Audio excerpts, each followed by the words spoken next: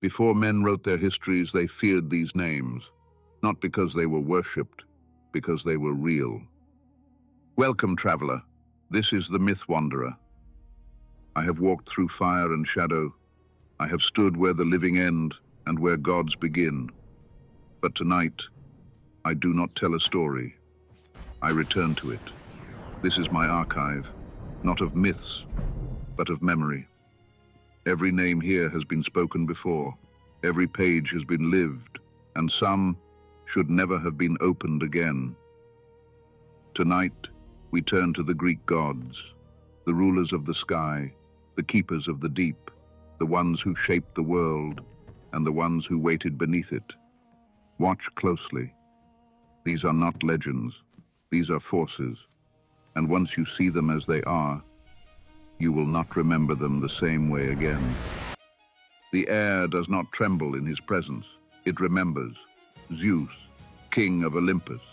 He did not inherit the sky. He took it. From the war against Kronos, he rose not as a gentle ruler, but as the force that made order possible.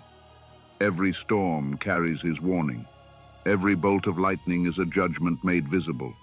The gods may scheme beneath him, but when Zeus speaks, Olympus falls silent. He is protector, tyrant, father, and law.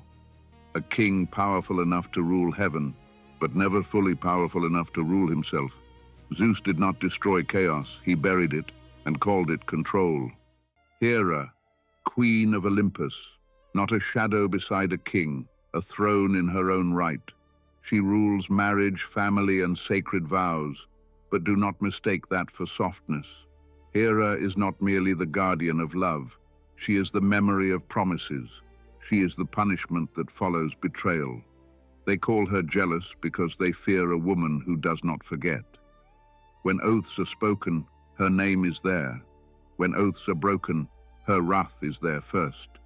Olympus may belong to Zeus by thunder, but it endures by Hera's will. Poseidon, lord of the sea, earth-shaker, brother to thunder, but never beneath it.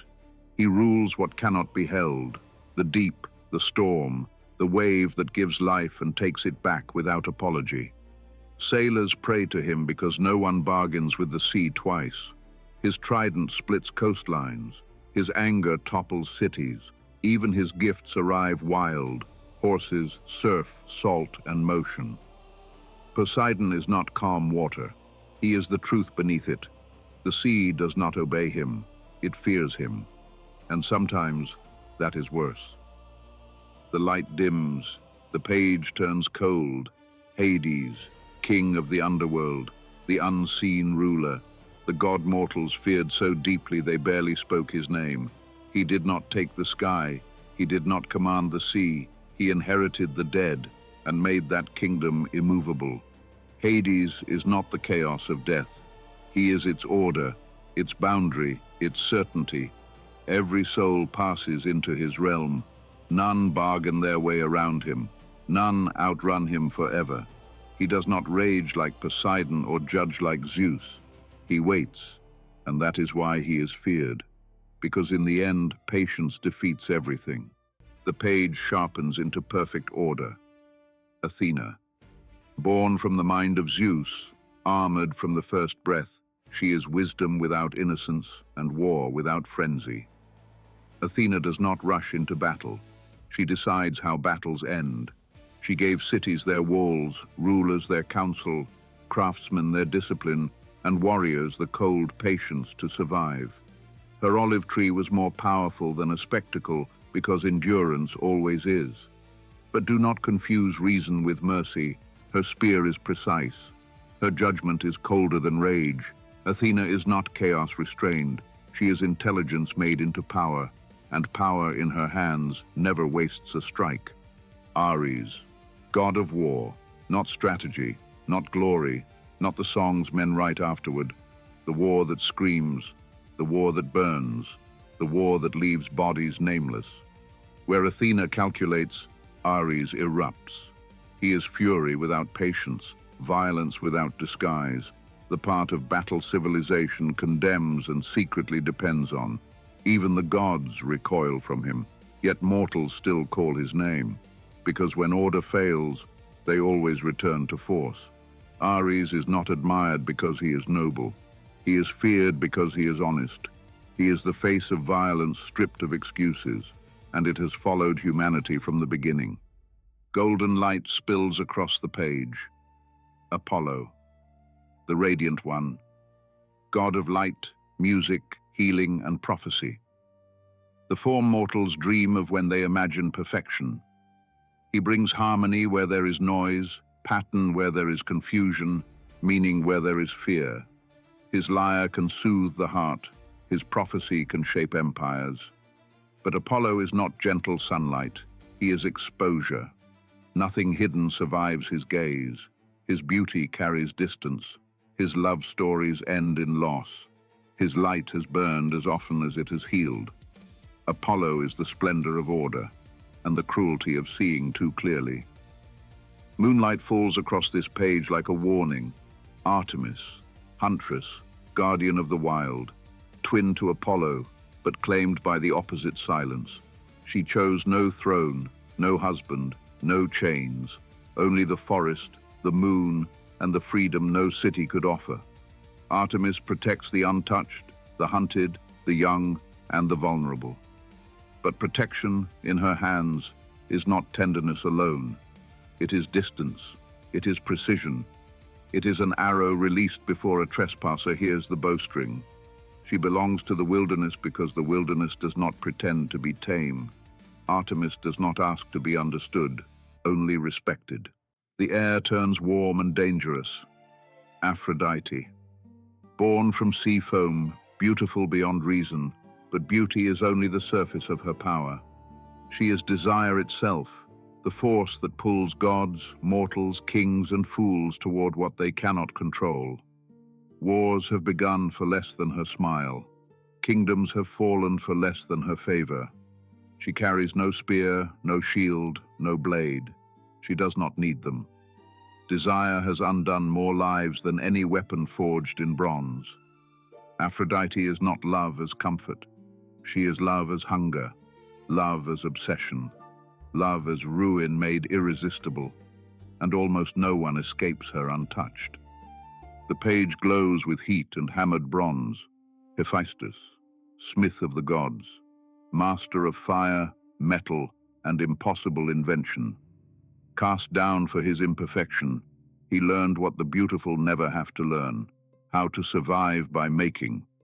While others ruled by birthright, Hephaestus ruled by creation. Thunderbolts, armor, automata. The weapons of gods passed through his hands before they changed the world. They mocked his body and begged for his craft. That is his revenge. Hephaestus proves that power is not always radiant. Sometimes it limps, sometimes it burns in silence. Sometimes it waits at the forge until the whole world depends on what it can build. Hermes, messenger of the gods, lord of roads, trade, thieves, trickery, and thresholds. He moves between worlds the way other beings cross a room. Olympus, earth, underworld, market, battlefield, dream. No door fully closes to Hermes. He is cleverness in motion, a smile with a knife behind it, a guide, a liar, a helper, a thief. He protects travelers because he understands uncertainty. He protects merchants because he understands exchange. He protects thieves because he understands that rules are only walls waiting for a clever hand. Hermes is not chaos. He is agility. And agility decides more of history than strength ever will. Wine-dark laughter spills from the page. Dionysus, god of wine, ecstasy, theater, and the sacred loss of control. He arrives where masks crack, where restraint fails, where the polished face of civilization begins to slip. Dionysus is joy, but never only joy. He is frenzy, liberation, madness, the truth that comes out when order is too tired to hold itself together. Men worship him to feel alive. They fear him because he can make them feel too much. He does not destroy boundaries with a hammer. He dissolves them from within. Dionysus is what happens when control stops pretending it is eternal, and the results are rarely gentle. Demeter, goddess of grain, harvest, and the patient labor that keeps mortals alive. Kings may boast of victory, but no kingdom survives a single season without her. She is not the romance of nature. She is necessity, bread, field, winter held back by mercy. But when Persephone was taken, the earth learned what grief could do in divine hands. Crops failed, rivers slowed, the world began to starve. Demeter does not need thunderbolts. She can silence civilization with absence alone. She feeds the world, and when she suffers, the world suffers with her. The page blooms and darkens at once. Persephone, queen of the underworld, goddess of spring, a throne divided between flower and grave. Many remember only the maiden. They forget the queen. She walks between worlds no other goddess can fully claim. In one hand, renewal, in the other, descent. Her return softens the earth. Her absence hardens it. Persephone is not merely innocence stolen, she is transformation. The moment beauty learns power, the moment grief becomes sovereignty. Beside Hades, she is no ornament. She is balance, the living world above, the silent world below, and both answer when she moves. The page grows warm and suddenly the world feels smaller, safer. Hestia, goddess of the hearth, the home, and the sacred fire at the center of civilized life. She does not chase glory, she does not wage war, she does not demand attention. And yet without her, none of the others matter. Hestia is the flame that welcomes, the room that holds, the quiet that lets a family remain a family. Temples may honor thunder and war, but every home once belonged to her first. She is the power of what endures without spectacle. The gods may rule the world outside. Hestia guards the place worth returning to. What you have seen were not stories, but fragments, forces that shape the world and still move beneath it. Olympus does not sleep, it waits, as all things do. Beyond this book, other names remain. Colder gods, older gods, quieter gods. They are already written, and when the time comes, we will open that books. Until then, walk carefully, traveler.